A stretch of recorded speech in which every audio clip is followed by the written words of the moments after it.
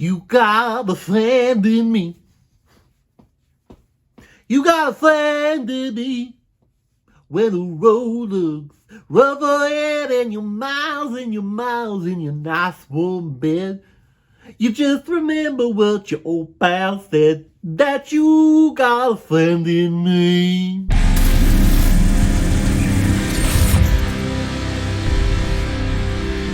Toy Story, released in 1995 and is directed by John Lasseter, who has also directed such films like A Bug's Life, Toy Story 2, Cars, and Cars 2. And this film is starring the voices of Tom Hanks, Tim Allen, Don Rickles, Jim Varney, Wallace Shawn, John Ratzenberger, Annie Potts, John Morris, Eric Van Detten, and the animated version of Will Poulter. And the reason why we're talking about Toy Story today is because this whole week is all about Toy Story, looking at Toy Story 1, Toy Story 2, Toy Story 3, and Toy Story 4, all leading up to the release of the, I guess, spin-off kind of slash prequel film. I don't know how you would categorize it, but it's the film based on the actual film that these toys, or at least Buzz Lightyear, is based on. The movie's called Lightyear. So I thought this week I would look back on all of the Toy Story films, which helps me out a lot because I have not seen Toy Story 4 yet. I've heard good things about it, but I have never gotten around to watching it because I heard that it just makes people cry.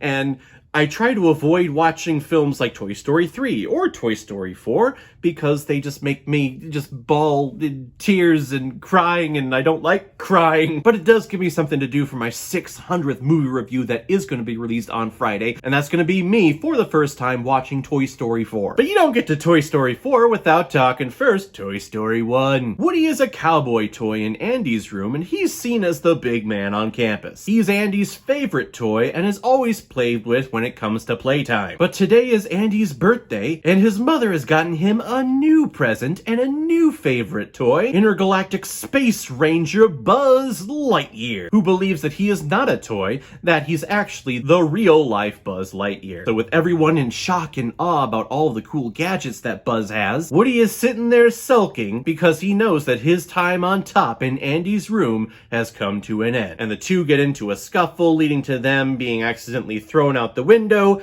and they potentially could be lost toys because Andy is leaving and is moving to a brand new house in a couple of days, and they have to get back. Rewind back to 1995. I am a little kid. I believe I'm 6, 7 years old, and sitting in the theater, I remember being in such shock and awe to what I was seeing.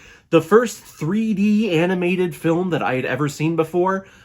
And it's wonderful. This film is fantastic. And it put Pixar on the map, at least in the wide audience's viewpoint. Up until this point, really, we've seen, when it comes to Disney films, a lot of hand-drawn animation. Yes, we started dealing with computers in The Rescuers Down Under, but this was the first one to have this concept and this art on screen that looked like it was a 3D model, and it was freaking awesome. And then on top of that, you develop a story around this 3D animation that is so compelling that all of us have kind of had a question in the back of our minds, I think, when we are little kids, when we leave the room. Like, do toys have feelings? Do toys actually, like, come alive when we leave the room? At least I always had that thought. So this movie is about, like, the underground government that is established in a kid's room with all of the hierarchies of all the favorite toys and things. The story, the characters, the 3D animation is just freaking brilliant. And is it one big marketing campaign ployed out there to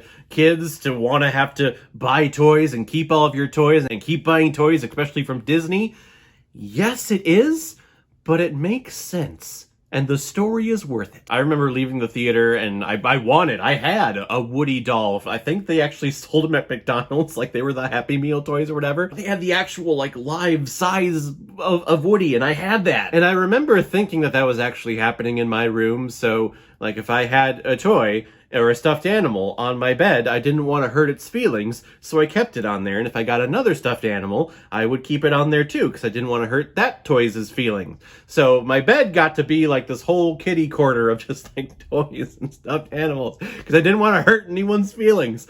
I mean, and it's continued, as you can see. This movie is so much fun. It works, it clips along, it doesn't get boring at all. Everything plays into each other. We have callback jokes and callback lines that is just picture perfect. This isn't flying, you're falling with style. It's picture perfect. And great voice cast as well. Tom Hanks as Woody. I mean, Tom Hanks it's just everyone loves. He can't do anything wrong, so to put his voice with this character, Woody automatically becomes just someone that all of us love, even though a lot of times in this film and in this franchise, Woody, you're kind of being a dick. It sucks being knocked off the top of the mountain. I understand. I totally do.